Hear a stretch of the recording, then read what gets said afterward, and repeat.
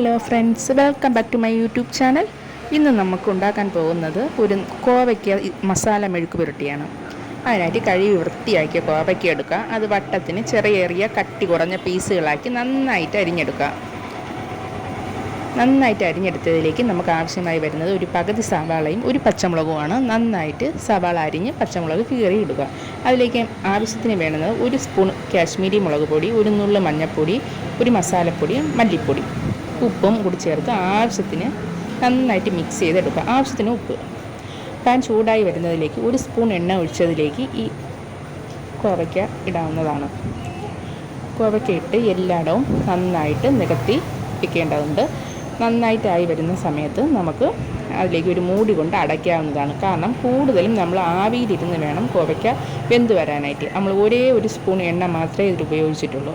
അതുകൊണ്ട് കൂടുതലും ആവിയിലിരുന്ന് മൂടി കൊണ്ട് അടയ്ക്കുമ്പോഴത്തേക്കും അത് ആവിയിലിരുന്ന് ഇതാ കണ്ടോ, അതിൽ നിന്ന് തന്നെ വെള്ളം ഇറങ്ങി അത് നന്നായിട്ട് വെന്ത് വരുന്നതായിട്ട് നമുക്ക് കാണാൻ കഴിയുന്നതാണ്. സൂപ്പർ ടേസ്റ്റിൽ നമുക്ക് വളരെ പെട്ടെന്ന് തന്നെ ഉണ്ടാക്കിയെടുക്കാവുന്ന ഒന്നാണ് കോവയ്ക്ക മസാല മെഴുക്ക് പുരട്ടി. ഫ്രണ്ട്സ്, നിങ്ങളെല്ലാവരും എൻ്റെ ചാനൽ ആദ്യമായിട്ടാണ് കാണുന്നതെങ്കിൽ എന്നെ സപ്പോർട്ട് ചെയ്യണേ, സബ്സ്ക്രൈബ് ചെയ്യണേ. ഇനി നമുക്ക് ഇടയ്ക്കിടയ്ക്ക് അടപ്പ് തുറക്കുകയും ഒന്ന് ഇളക്കി കൊടുക്കുകയും ചെയ്യേണ്ട ആവശ്യമുണ്ട്. അല്ലെങ്കിൽ നമ്മൾ എണ്ണ ഒരുപാട് ഒഴിക്കാത്തത് കൊണ്ട് അത് മൂട്ടിപ്പിടിച്ച് കരിഞ്ഞു പോകാനുള്ള സാധ്യതയുണ്ട്. അങ്ങനെ ഇടയ്ക്കിടയ്ക്ക് ആയി വരുമ്പോൾ ആ വെള്ളം നന്നായി വന്ന് വറ്റിയതിന് ശേഷം നമുക്കത് ആ വെള്ളം മൊത്തം വറ്റി വന്നിട്ടുണ്ട്. ഇനി നമുക്ക് മൂടി അടയ്ക്കേണ്ട ആവശ്യമില്ല. നമ്മൾ ആ മസാല മെഴുക്ക് പുരട്ടി ഇവിടെ റെഡി ആയിട്ടുണ്ട് ഫ്രണ്ട്സ്. ഇനി നമുക്ക് അടുത്തൊരു വീഡിയോയുമായി കാണാം. എല്ലാവർക്കും സപ്പോർട്ട് ചെയ്യാൻ മറക്കല്ലേ.